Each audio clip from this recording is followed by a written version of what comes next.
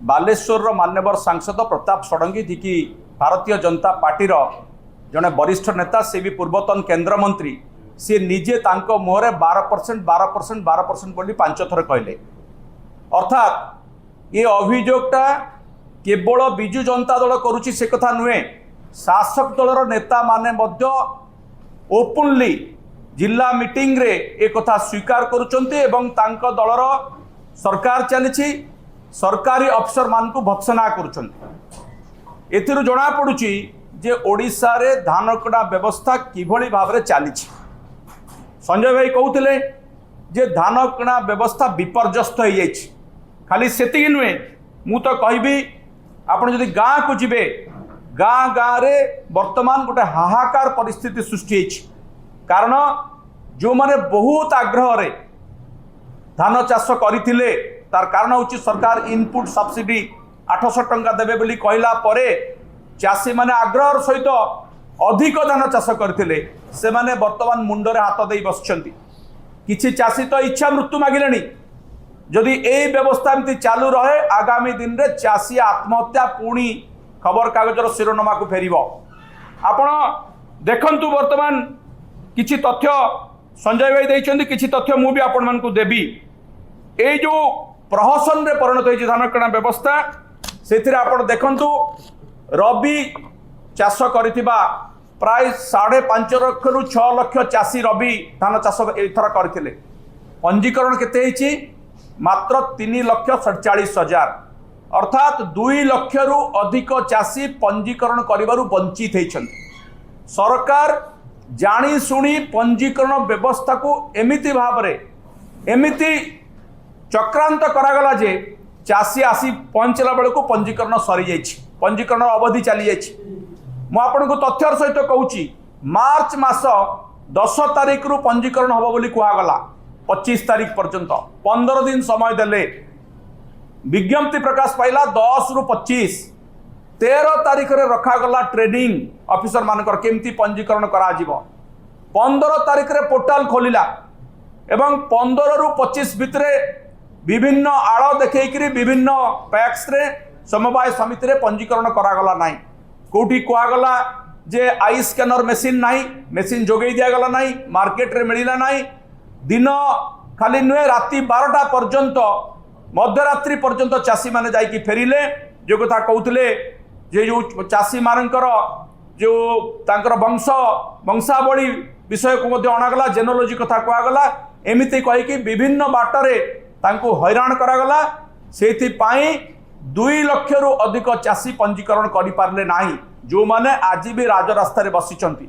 आज आपण देखिबे कलाहांडी ठु नै कि कोरापुट नै बालेश्वर पर्यंत सबु जगह रे पंजीकरण करि नथिबा चाषी माने रास्ता रे बसिचंती। सेते बेले 25 तारिख जो दिन पंजीकरण अवधि शेष होला से दिन मु एवं बहुत विधायक विधानसभा चलता से समय माननीय जोगाण मंत्री को भेटिकी कहलु जे पंजीकरण अवधि आउ मात्र 7 दिन बढ़ाई दियंतु, बहुत चाषी रही जाइछंती। सरकार सेतेबेले किछि निष्पत्ति नेले नाही एवं शेष रे जानी सुनी पंजीकरण तंटी चिपी दिया गला। 2 लाख चाषी को सीधा सड़क धान किणा प्रक्रिया रु बाद दिया गला। तापर जो माने वर्तमान धान बिक्री करबा को जाउछंती तांकु आउ 2-3 प्रकार शोषण करा जाउछि। किछि कथा संजय भाई कहिछंती, आपन आउ टिके विस्तृत भाव रे बुझेई दउछि। वर्तमान जो टार्गेट सरकार देइछंती जानी सुनी कि जति टोकन आसीछि चाषी पाखकू ताठारु कम टार्गेट दिया होछि, अधा टार्गेट दिया होछि। धरि नियंतु गोटे सोसाइटी रे प्रथम पर्याय रे एई अवधि भितरे 20,000 क्विंटाल आवश्यकता अच्छी, 2,000 क्विंटाल आवश्यकता अच्छी, तांकू दिया जाउछि 1,000 क्विंटाल टार्गेट। तेणु से माने कौन करुछंती सी आड़ देखई सोसाइटी रो सेक्रेटरी टू आरंभ करके प्रेसिडेंट बा अन्य ऑफिसर माने जो माने दायित्व रे अछंती से माने चाषी को इनसिस्ट करुछंती जे तुमरो धान आमे 100% नहीं पारिबु नाही, 70% दियो, 60% दियो, बाकी 40% आमे देई पारिबु नाही, आम पाखरे टार्गेट कम अछि। ए कथा जेतबेले आमे जिल्लापालक जरिया रे बा जोगाण विभाग अधिकारी को कहूचु सेतबेले जोगाण विभाग कहउचंती जे आम पाखरे किछि इंस्ट्रक्शन नाही, आमे तो कहूचु धान नवा पई किंतु एपटे टार्गेट दउ नांती। अर्थात से माने चाषी सहित गोटे खेल खेलुचंती, जानी सुनी चाषी को हताश करा जाउची। बारंबार एक कथा कला पर चाषी बिचरा जेतिकी धान जाऊँगी चली जाऊ भाविक से राजी हो जाऊँ जहाँ फल 100% धान बा टोकन अनुसार धान तांकर किणा जाई पारु नाही।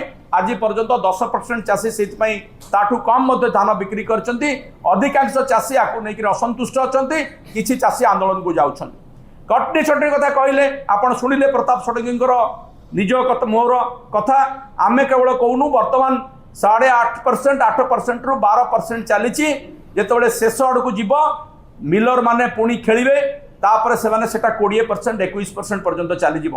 मिलर माने ही नियंत्रण करुचंती पूरा व्यवस्था को एवं सेतिरे हाथ मिलैछंती।